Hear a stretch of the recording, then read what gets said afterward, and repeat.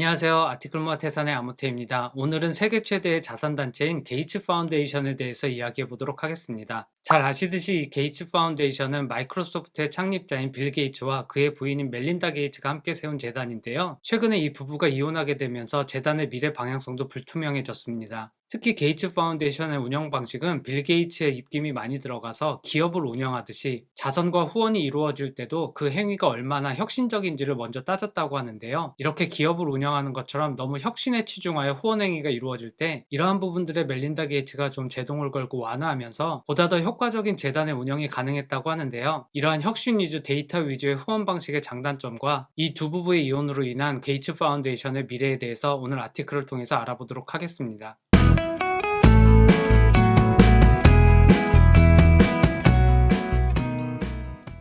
오늘 소개하는 아티클은 지난 9월 18일 이코노미스트에 실린 기사고요. 게이츠 파운데이션의 데이터 중심의 후원 활동에 장단점이 있다는 얘기와 이 부부의 이혼으로 인해서 이 재단의 미래의 방향성이 바뀔 수 있는 부분에 대해서 이야기하고 있습니다. 이 아티클의 시작은 사진에 보이는 제니키 옴니 프로세서라는 기계에 대해서 이야기하고 있는데요. 이 기계는 아프리카 세네갈에 있는 한 마을에 설치되는 기계인데 이 마을 같은 경우는 상하수도 시설이 제대로 되어 있지 않아서 사람들이 용변을 본 대소변이 그대로 길가로 흘러나오고 이러한 배설물이 처리가 되지 않음에 따라 식수원도 오염되어서 주민들의 건강이 위협받는 상태에 있었는데요. 이 기계 같은 경우는 사람들의 배설물을 받아서 이를 처리해서 비료도 만들고 전기도 생산하고 식수도 만들어낼 수 있는 기계였는데요. 이렇게 일반적으로 많은 사람들이 생각하는 자선 후원과는 다르게 이런 혁신적인 기계들을 만들어서 공급하는 것이 게이츠 파운데이션의 후원 활동의 대표적인 모습이라고 얘기하고 있는데요. 이런 기계를 만들려면 당연히 엔지니어도 필요하고 여러 가지 혁신적인 방법도 필요하고 또한 이 기계의 결과물은 여타의 다른 제품처럼 배설물 얼마큼 넣었을 때 식수는 얼마나 만들어지고 전력은 얼마나 생산될 수 있는지 정확한 수치로 목표를 세우고 이에 따라서 업무를 진행할 수 있는데요. 이러한 부분들이 게이츠 파운데이션의 운영 철학을 많이 반영하고 있다고 얘기하고 있습니다. 그리고 일반적인 제품을 만들 때 첫 제품이 나온 이후에 이 첫 번째 제품의 단점을 보완한 다음 제품이 나오게 되는데요. 이 제니키 옴니 프로세서 같은 경우도 첫 제품 같은 경우는 이 장치를 아프리카 세네갈의 한 마을에 실제 설치해서 사용을 해보니 이 마을에서 수집되는 배설물에는 모래와 돌이 많이 섞여 있었다는 걸 알게 되었고 또한 이 장치의 구성품들이 이 마을이 위치한 곳이 바닷가였는데 이렇게 소금기를 먹은 바닷가 공기에 부식이 잘 된다는 걸 알게 되고 이러한 단점들을 해결한 업그레이드 버전을 올해 다시 출시했다고 얘기하고 있습니다. 이 제니키 옴니 프로세서 같은 경우는 작년에 넷플릭스의 빌 게이츠 관련한 다큐멘터리에서도 이 제니키 옴니 프로세서에 대한 내용이 나오고 있는데요. 이 장치가 어떻게 움직이는지 짧은 영상 같이 한번 보도록 하겠습니다. This is where the sludge enters the machine. The water vapor and the steam engine drives a generator that makes electricity until we have the cleanest, purest water you can possibly imagine. It will grow to every corner of the earth that needs it because it makes money every day. It's water. 이렇게 게이츠 파운데이션에서 후원하는 활동을 보면 혁신적인 제품이나 솔루션을 만드는 쪽에 포커스가 되어 있고 이러다 보니 모든 활동이 데이터 기반으로 움직이는 경우가 많이 있는데 하지만 이러한 재단의 도움이 필요한 곳에서는 이러한 데이터 기반의 접근 방식이 언제나 효율적이거나 늘 정답이 되는 건 아닌데요. 이러한 데이터 기반에 너무 몰입되는 방식에 완화를 할 수 있는 역할을 멜린다 게이츠가 담당했었는데요. 이러한 둘의 역할의 관계가 더 이상 지속될 수 없는 상황이 되면서 이 재단의 미래 방향성도 좀 불투명해졌는데요. 우선 게이츠 파운데이션에 대해서 좀 더 알아보도록 하겠습니다.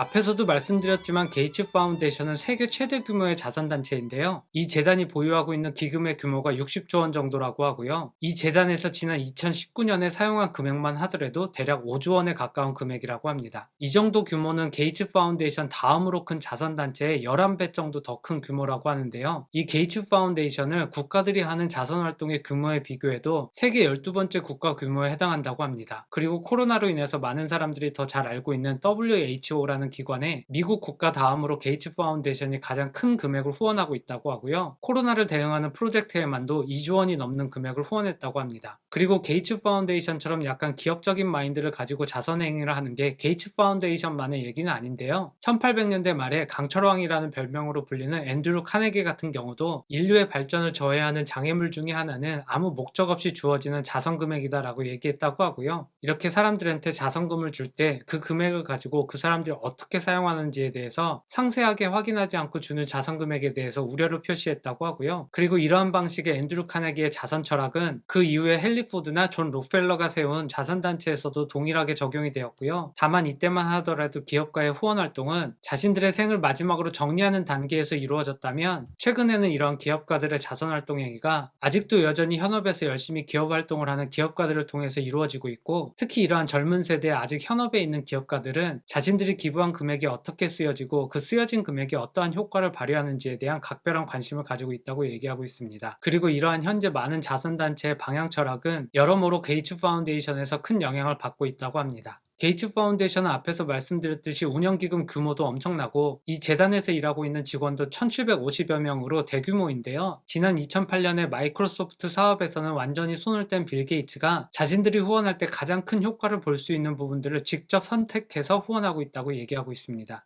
예를 들면 미국에서의 교육 수준을 향상시키는 것과 아프리카에서 말라리아와 같은 질병을 박멸하는 걸 목표로 삼고 있는데요. 이런 후원 활동을 하면서 지출하는 금액을 게이츠 파운데이션은 단순히 기부금이라 하지 않고 인베스트먼트, 투자라고 얘기하고 있는데, 이렇게 단순히 기부금이 아닌 투자라고 얘기하고 있기 때문에 이런 투자에 대한 아웃풋에 대해서도 정말 중요하게 생각한다고 하는데요. 질병을 치료하는 후원을 할 때는 병상의 수가 얼마나 증가하는지, 또한 교육의 질을 향상하는 데 후원할 때는 학생들의 출석률이나 시험 성적의 상승률을 가지고 판단을 한다고 합니다. 물론 모든 자선단체가 게이츠 파운데이션처럼 자신들이 투자를 할 때 가장 큰 효과를 낼 수 있는 부분이 어디이고, 또한 실제 이러한 투자를 했을 때 얼마나 효과가 나오는지 이러한 부분들을 중요하게 생각하는 곳도 있지만 그렇지 않은 곳도 많이 있는데요. 대표적으로 아마존의 제프 베조스의 전 부인이었던 맥켄지 스콧 같은 경우는 지난해 7월 약 10조 원 규모의 기부를 하겠다고 발표를 했는데요. 게이츠 파운데이션과 달리 이 기부를 받는 단체에서는 별다른 리포트나 결과물 이런 것들 제출하지 않고 이 기부금을 받을 수 있었다고 합니다. 그래서 예전에 읽었던 기사에 보면 이 맥킨지 스콧의 기부금을 각 기관에 나눠주는 역할을 하는 업체에서 이 기부금을 받기로 선정된 기관에 연락해서 당신네들이 기부금을 받기로 선정되었다 이렇게 연락을 하게 되는데요. 이 연락을 받은 기관에서는 너무나 뜬금없이 갑자기 큰 돈을 준다고 하니 이게 사기는 아닌가 처음에 의심했다는 기사들도 있었습니다. 이렇게 기부금이 어떻게 쓰일지에 대해서 전혀 관여하지 않는 방식과 달리 게이츠 파운데이션은 철저하게 데이터 기반으로 관리를 하게 되는데요. 이런 데이터 기반의 운영 방식의 장단점에 대해서 좀 더 알아보도록 하겠습니다.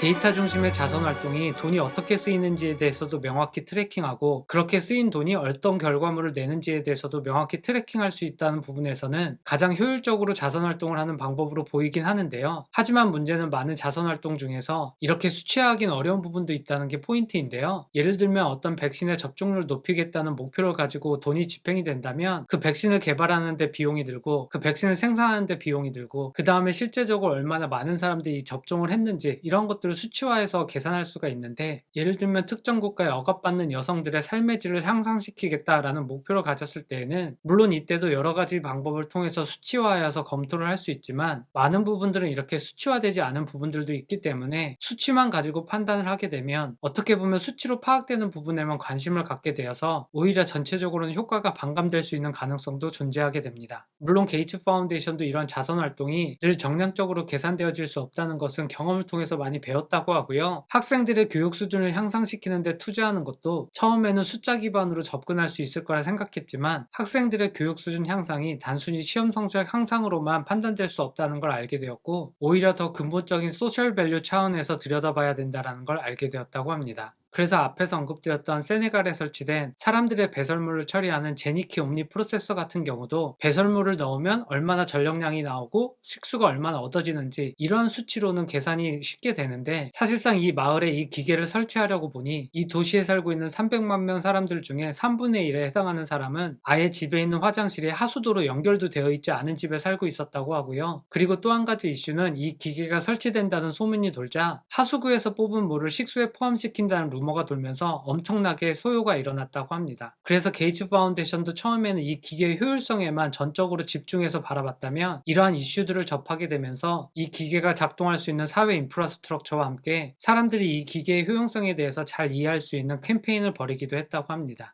그리고 또 한 측면에서는 게이츠 파운데이션에서는 기부금을 주게 되면 이 기부금이 어떻게 쓰여지는지에 대해서도 계속적으로 관심을 갖게 되는데요. 이러한 부분의 장점은 이러한 기부금을 받은 단체들이 단순히 기부금만 받은 게 아니라 이 기부금이 쓰여지는 단계 속에서 게이츠 파운데이션과 지속적인 커뮤니케이션을 하면서 조언도 받고 가이드도 받으면서 좀 더 효과적으로 금액이 집행되고 사업이 진행되는데 많은 도움이 된다고 하는데요. 하지만 이런 진행 방식에 또 단점이 있다면 이렇게 매 단계마다 다양한 서류 작업과 데이터에 대한 확인이 이루어지면서 이러한 프로세스에 익숙하지 않은 소규모 단체 같은 경우는 게이츠 파운데이션의 후원을 받는데 어려움을 겪고 있다고 합니다. 그래서 한 예로는 세네갈의 한 단체에 대한 이야기가 나오는데요. 이 단체 같은 경우 게이츠 파운데이션에서 약 10억 원에 해당하는 기부금을 받게 되었는데 이 기부금을 받기 위해서 여러 가지 서류 절차라든지 이러한 것들을 처리하는데 총 8개월이 걸려서 이 기부금을 받을 수 있었다고 합니다. 아무래도 이런 게이츠 파운데이션의 접근 방식 때문인지 게이츠 파운데이션의 기부 금액을 받는 지역을 보면 상당수는 잘 사는 나라에 설립되어 있는 구호기관에 기부금이 전달되는 비율이 상당히 높고 아시아나 아프리카에 설립된 기관에 지급되는 기부금의 규모는 상당히 작다고 하고요. 1999년부터 현재까지 게이츠 파운데이션에서 지불한 금액의 비중을 보면 아시아와 아프리카에 있는 기관에 지급된 기부금의 비중이 각각 5.6%와 5.3% 정도밖에 해당하지 않는다고 합니다. 물론 여기에서 간과하지 말아야 될 것은 부자 나라에 있는 게이츠 파운데이션의 기부금을 받는 단체들이 또한 아시아나 아프리카에 작은 기관들을 두고 있어서 이렇게 부자 나라에 있는 기관에 기부금이 가더라도 아시아와 아프리카 국가에 기부금이 다 전달되는 경우가 많이 있고요. 하지만 여전히 아시아나 아프리카에 있는 소규모 단체들, 이렇게 게이츠 파운데이션이 요구하는 여러 가지 프로세스에 익숙치 않은 기관들은 게이츠 파운데이션에서 기부금을 받을 수 있는 가능성도 상당히 떨어지고, 그리고 게이츠 파운데이션에서 이러한 기부금을 받으려면 이러한 프로세스를 잘 아는 사람이나 아니면 게이츠 파운데이션의 지인이 있어야 이런 방법들을 알 텐데 그런 부분들이 부족하다 보니 게이츠 파운데이션의 기부금을 받을 수 있는 가능성이 상당히 적다고 얘기하고 있습니다.